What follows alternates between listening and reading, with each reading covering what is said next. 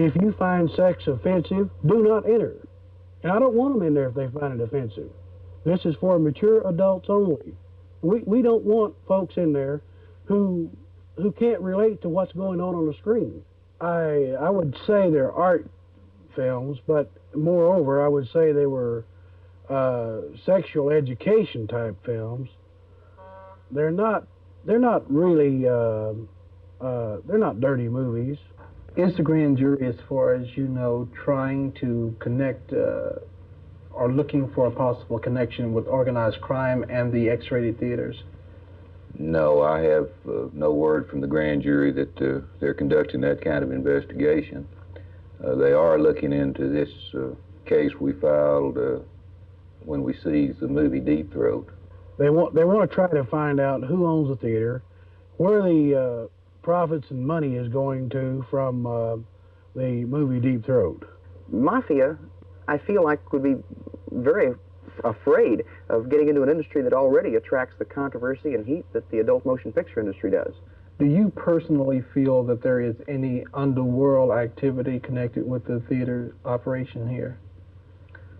I personally don't know. We have found no evidence at this point of it. I think it's been pretty well decided by everybody involved that we're going to try this lawsuit and see how the public feels about these movies by way of a jury verdict, and then make a decision at that time about what we're going to do eventually. In this industry, I do about $100,000 a year in advertising income for advertising of adult films, theaters, and novelty and bookstore associated businesses. It seems to me, though, this figure will be representative of the number of people that come to adult theaters, because for businesses to be able to afford a 6-digit advertising budget, they therefore must have the income from a great number of people who pay their money and feel they have the right to see what's there. I feel that the law, as it stands now, and it's a trend across the country, has been going. I feel this law is more in our favor. The thing about it is that people have this right. It's guaranteed to you under the First Amendment of the United States. The First Amendment contains a quote which I feel applies here. The First Amendment says there shall be no law which tends to abridge the freedom of speech and expression.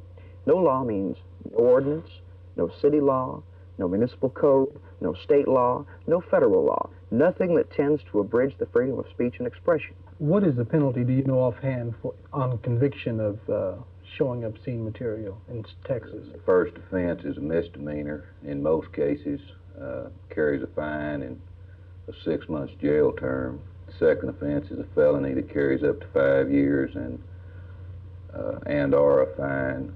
I'm not out trying to get every human being in the world to see one of our films.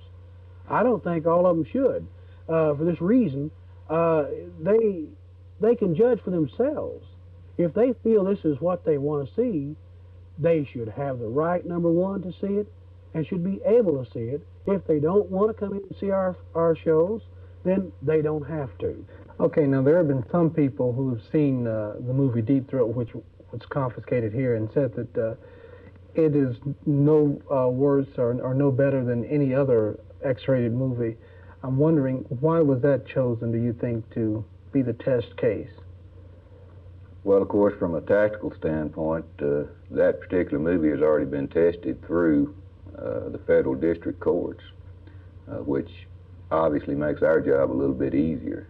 My point is, I'm not actually in this business for the money. Of course, I want to make a living, naturally. You do in the business you're in, and everybody else does. But I'm in it because I believe in it.